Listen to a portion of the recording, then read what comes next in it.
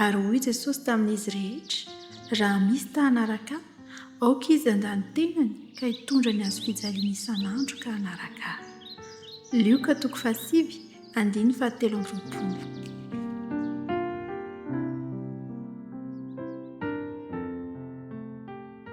Kristy dia manambara fa tahaka ny ainany no tokony hiainantsika eto an-tany ankehitriny. Anisan'ny antony nahatongavan'i Jesosy teto an-tany dia ny hanome ohatra ho antsika. Dia miantso antsika izy mba hanaraka azy, mba hiaina tahaka ny ainany araka ny voalazan'ny afatra. Mandritra ny fiainana dia maro ny fotoana izay ahafahantsika manompo. Betsaka ny azontsika atao ho an'Andriamanitra raha mampiasa araka ny tokony izy ny talentany fiteny isika.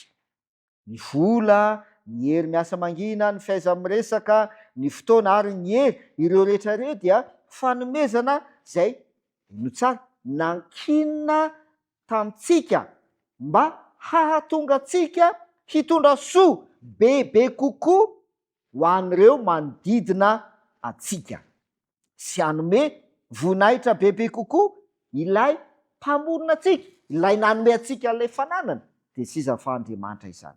Maro ny mihevitra ry havana malala fa tombontsoa ny mitsidika ireo toerana ny ainan'i Kristy teto an-tany, nefa tsy ilayntsika ny handeha any Palestina vao afaka hanaraka ny tia tongotry Jesosy tsika.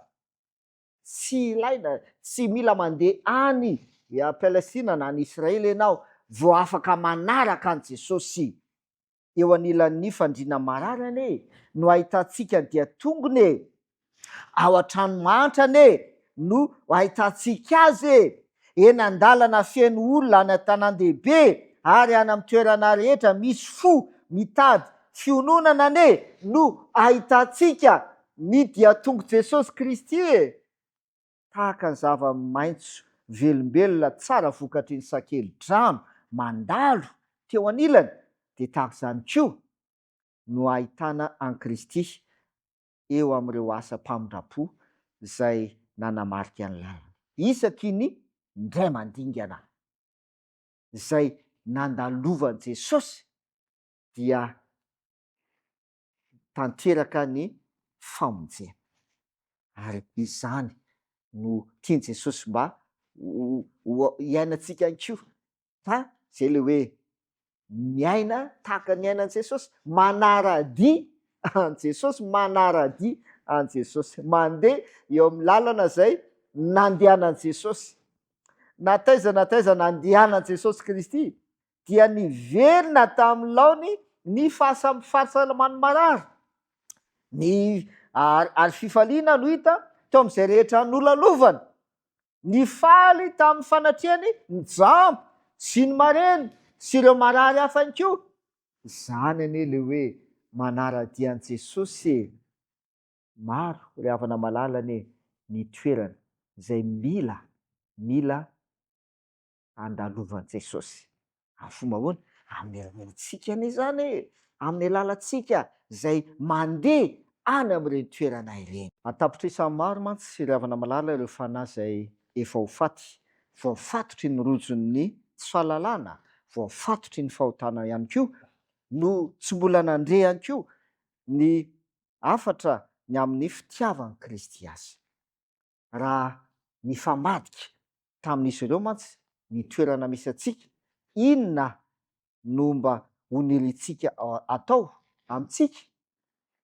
Izao n'izany rehetra izany dia adidy masina izay tokony ataontsika raha mbola manana hery sy fahafahana manao ihany koa isika ankehitriny. Izao no fitsim-piainan'i Kristy izay hitsarany Kristy ny olona tsirairay avy. Dia ilay voalaza ao amin'ny Matteo 7:12 manao hoe, koa amin'izany na inona tianareo ataon'ny olona aminareo dia mba ataovy aminy kosa tahaka izany. Izany asa-dino no hitsaran'Andriamanitra Kristy anao. Mba ataonao amin'ny olona ve ny zavatra izay tian'ny olona ataon'ny olona aminao? mba ataonao amin'ny olona inko ve izany. Andeha tena mba ho fiainana, atao fitsim-piainana izany fitsim-piainan' Jesosy Kristy izany. Andeha hivavaka isika. Raha inay izay ny an-danitro, misaotra noho ny amin'ny teninao. Manoro anay ny lalan'ny fahafoizan-tena ianao Jesosy Kristy. Teto an-tany ianao mba haneo modely ohatra ho anay tsirairay avy. Amin'ity andron'io ity, ampio zahay mba ho tena mpanara-dia anao tokoa. Amin'ny anaran'i Jesosy. Amen.